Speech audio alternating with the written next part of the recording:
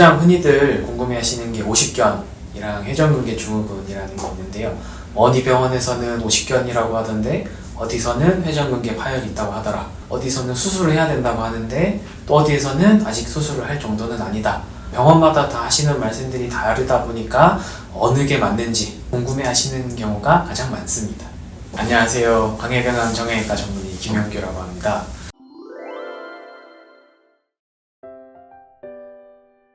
우선 회전근개 증후군이라는 거는 쉽게 이해를 하려면 이제 양말이랑 비슷하다고 보시면 됩니다. 보통 양말이 새 걸로 신고 있다가 시간이 지나면 점차 해지게 되고 그게 해지는 게 더 진행이 되면 구멍이 나게 되죠. 회전근개 힘줄이라는 것도 마찬가지로 처음에는 충돌이 있다 보면 조금씩 닳고해지는 염증 소견이 있다가 그 닳고해지는 게 점점 진행이 되면서 부분 파열이 되는 거고 거기에서 이제 더 진행이 되면 완전히 구멍이 나는 것처럼 이제 회전근개 전층 파열이 되는 식으로 이제 진행을 하게 됩니다. 오십견이라는 것은 이제 유착성 관절낭염이라고도 하는데 어떤 원인이든 관절을 싸고 있는 어깨 관절막이 딱딱하게 쪼그러들어서 관절 운동 범위가 이제 줄어든 경우를 말합니다. 회전근개 증후군처럼 염증이 생겨서 그럴 수도 있고 아니면 다치거나 좀 무리를 했을 때 염증이 생길 수도 있을 테고 당뇨나 갑상선 같은 기저질환 자연적으로 나이가 들어서든 어떤 원인이든 간에 이 관절막이 딱딱하게 굳어진 상태를 오십견이라고 합니다.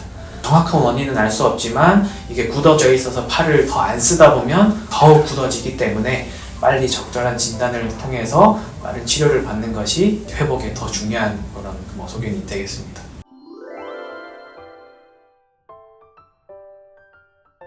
특별히 다른 문제가 없고 이제 오십견 소견이 명확할 때는 관절막이 굳어진 것이기 때문에 이것을 풀어주는 스트레칭 운동이 가장 중요합니다. 다리 찢는 스트레칭처럼 이제 스트레칭 운동을 통해서 조금씩 운동 범위를 늘려주는 것이 가장 중요하겠습니다.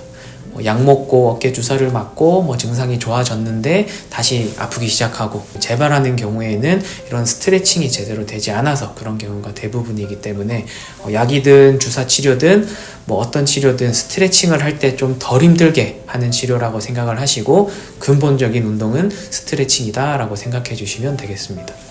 회전근개 질환의 경우에는 오십견보다 고려해야 될 점이 훨씬 많은데요. 우선 기본적으로는 양말에 구멍이 났을 때는 봉합을 해주는 것처럼 회전근개 힘줄에 이제 전층 파열이 나서 구멍이 나 있을 때는 봉합을 해주는 것이 필요합니다. 구멍난 양말을 계속 신고 다니다 보면 구멍이 점차 커지는 것처럼 회전근개 파열도 가만히 자연적으로 두게 되면 점차 파열이 진행이 되고 근육이 위축이 되면서 나중에는 봉합할 수 없는 상태로 악화될 수가 있습니다.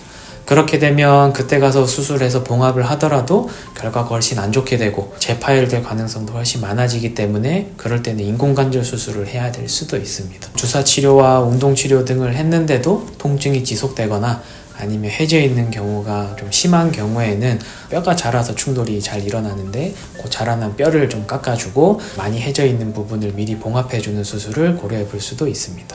파열이 있다고 무조건 수술하는 게 아니고 환자분의 나이라든지 활동 능력 그리고 증상의 정도 여러 가지를 종합해서 수술을 할지 말지 결정하는 것이기 때문에 환자분 그리고 보호자분들과 같이 상의해서 이제 수술을 결정하는 것이 필요하겠습니다.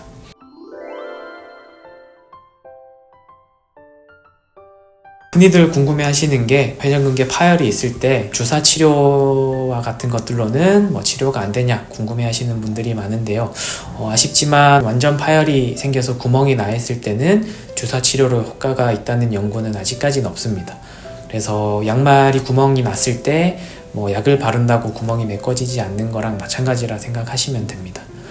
전층 파열이 아니고 부분 파열로 해져 있는 정도라면 최근에 나온 줄기세포라든지 PRP 아니면 콜라겐 주사 같은 주사 치료로도 어느 정도 효과를 볼 수 있다는 연구들도 있고 아니면 전층 파열에서 봉합을 했을 때 수술을 하고 나서 주사 치료를 같이 해주면 이제 재파열률이 줄어들고 결과가 훨씬 좋다는 연구들도 많이 나오고 있습니다.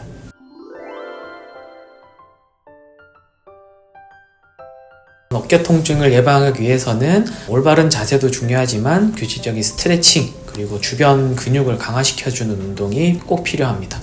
최근에는 컴퓨터 사용도 많이 하게 되고 휴대폰을 많이 쓰다 보니까 좋지 않은 자세로 이제 장시간 유지를 하게 되는 경우에 어깨가 앞으로 굽어지고, 그렇게 되면 뒤에 있는 날개뼈가 이렇게 벌어지기 때문에 어깨에 충돌이 잘 일어날 수 있습니다. 어깨를 뒤로 쭉 펴서 뒤에 있는 날개뼈를 모아주시고 이 상태에서 천장을 보는 겁니다.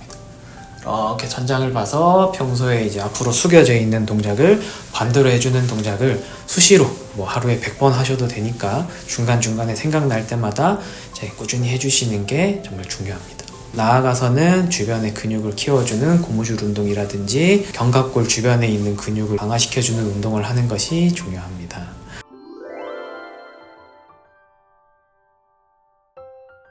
많은 분들이 어깨가 아프면 대수롭지 않게 여겨서 시간이 지나면 낫겠지 하시는 경우가 많은데요. 통증이 2주 이상 지속이 된다거나 아니면 팔이 올라가지 않는다처럼 운동 제한이 있을 경우에는 빨리 진료를 보셔서 정확한 진단을 하시고 치료 방향을 결정하는 것이 빠른 회복에 중요하겠습니다. 약이나 주사 아니면 수술만이 꼭 치료가 아니고 일상생활에서 할 수 있는 자세 교정, 그리고 스트레칭, 운동 치료가 증상이 더 나빠진다거나 재발을 하지 않기 위한 근본적인 치료가 되니까요.